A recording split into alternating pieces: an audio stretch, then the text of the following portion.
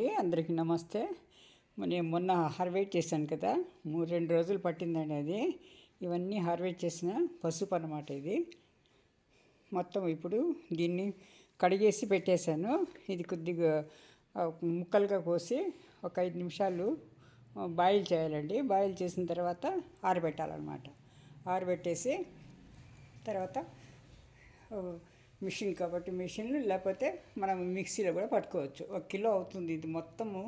ఇది ఇంత కనపడుతుంది కానీ నూరితే పౌడర్ అయితే 1 కిలో అవుతుందండి అంతే. 1 కిలో కన్నా 900 గ్రాములు కూడా రావచ్చు, అంత పైకి రాదు. ఒక టబ్ అయితే పచ్చగా ఉందని పెట్టేశానండి. ఇది 8 టబ్బులది ఇది పసుపు. చూడండి, ఇది మాకు సంవత్సరం వరకు బాగా పనికి వస్తుందండి ఇది. చూడండి ఇంత పసుపు చూసారా.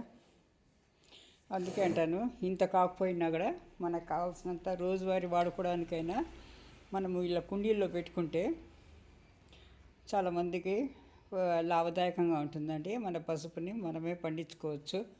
ఈజీనే, ఇది మెయింటెనెన్స్ తక్కువ దీనికి. అప్పుడప్పుడు ఇచ్చుకొని డైలీ దీని గురించి పెట్టాల్సిన అవసరం లేదు. ఇది చూసుకోవచ్చు అన్నమాట. ఇది ఇప్పుడు దీన్ని ఆరిన తర్వాత మళ్ళీ పౌడర్ చేసి మళ్ళీ చూపిస్తాను ఇది ఇంకోసారి. ఇప్పుడు ఇది టైం పడుతుంది, 3 రోజులు పట్టచ్చు పూర్తిగా ఆరాలంటే. కాస్త బాయిల్ చేయాలి, తర్వాత ఆరబెట్టాలంట. ముక్కలుగా కోసి ఆరబెట్టేస్తాను. చూడండి, ఇది పసుపు చూసారా, ఇంత పసుపు వచ్చిందండి. ఒక 4 కొమ్మలు 100 రూపాయలు ఇచ్చి కొనింది రైతు బజారు మన నెక్లెస్ రోడ్ ఎగ్జిబిషన్లో రైతు దగ్గర. ఒక 100 రూపాయల పసుపులో ఇంత వచ్చిందన్నమాట. ఇది 4th ఇయర్ అండి. ఇది 3 సంవత్సరాల నుంచి పండిస్తున్నాను నేను. ఫస్ట్ ఇయర్ కొంచెం తక్కువ వచ్చింది, తెలియలేదు నాకు. తర్వాత రెండో సంవత్సరం నుంచి బాగా పసుపు పండింది. ఈ సంవత్సరం కూడా బాగా పండిందండి. ఇంకొక ఇలా ఈ ప్లేట్ నిండుకు రావచ్చు. ఆ పసుపు అయితే ఇంకా పచ్చగా ఉందండి ఆకులు, అందుకనే అది తీసుకోలేదు, అది హార్వెస్ట్ చేయలేదు.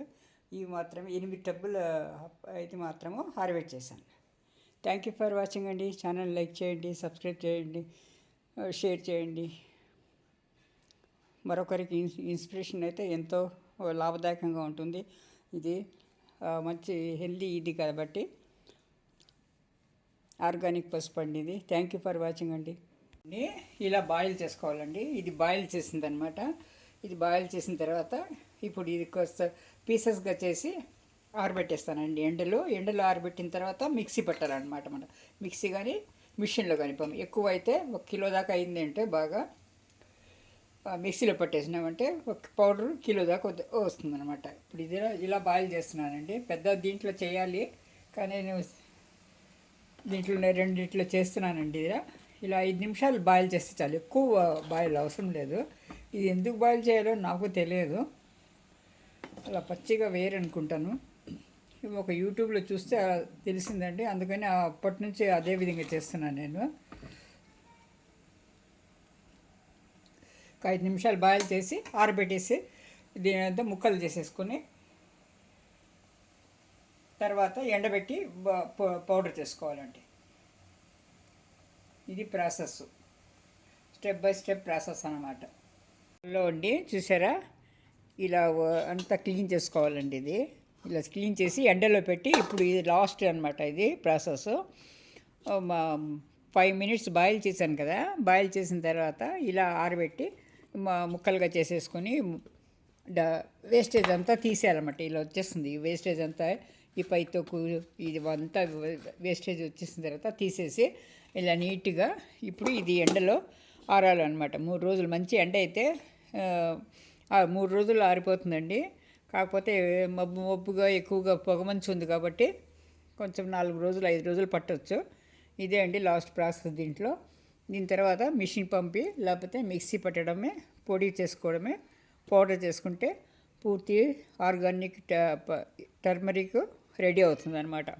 Turmeric powder ready. ఇది ఇంతవరకు చూపిస్తున్నాను చూడండి. ఇది నేను ఇలా ఉంటుందండి. ఇది పూర్తి గట్టిగా ఆరాలి అనమాట. బాగా ఎండిపోతే అప్పుడు మరపట్టించాలి.